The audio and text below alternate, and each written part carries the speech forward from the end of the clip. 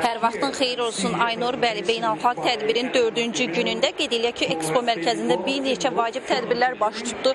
Hazırda biz növbəti tədbirdən məlumat verəcəyik. Belə ki, qlobal təsir üçün yaşayış həllərinin genişləndirilməsi istiqamətində vacib konferans artıq başlayıb 13:30 radələrindən etibarən və burada mükafatlandırma mərasimi də olacaq. Əsas bunun üzərində qurulub tədbir. Mükafatlandırma mərasimi nə ilə bağlıdır? Təbii ki, bununla bağlı da məlumat vermək istəyirəm.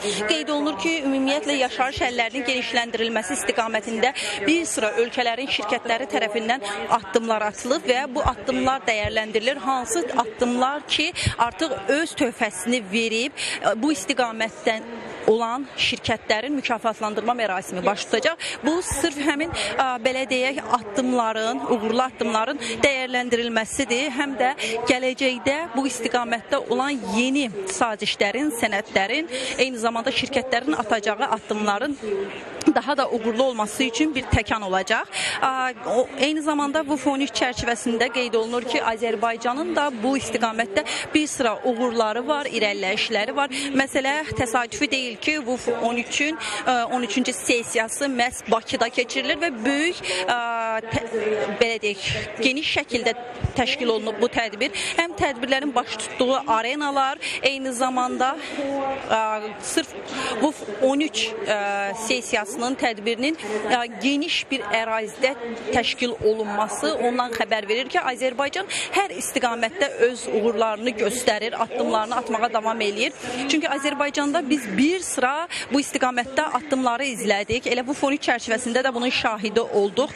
Qeyd olundu ki, əsasən Ağşəhər layihəsinin bütün ölkəyə bir növ belə deyək nümunə olması əsas diqqət çəkdi. Çünki Ağşəhər əvvəllər belə deyək tullantılardan ibarət, eyni zamanda qara şəhər dediyimiz bir ərazidən ibarət olub və həmin ərazidən yeni bir şəhərin salınması, orada yaşıllıqların, parkların və şəhər təminatı ilə bağlı müasir texnologiyaların təmin olunması, geniş şəkildə otellərin, yaşayış məkanlarının, bundan əlavə uşaqlar üçün nəzərdə tutulan hissələrin, məkanların və əsasən də sosial təbəqəyə aid olan əlilliyi olan şəxslərin hərəkəti üçün bir sıra addımların belə deyək atıldığının əsas məqamlardan biri olduğunu gördük və eyni zamanda işğaldan azad olunan torpaqlarda həm yaşıllıqların salınması ilə paralel olaraq şəhərlərin, kəndlərin, qəsəbələrin tez bir zamanda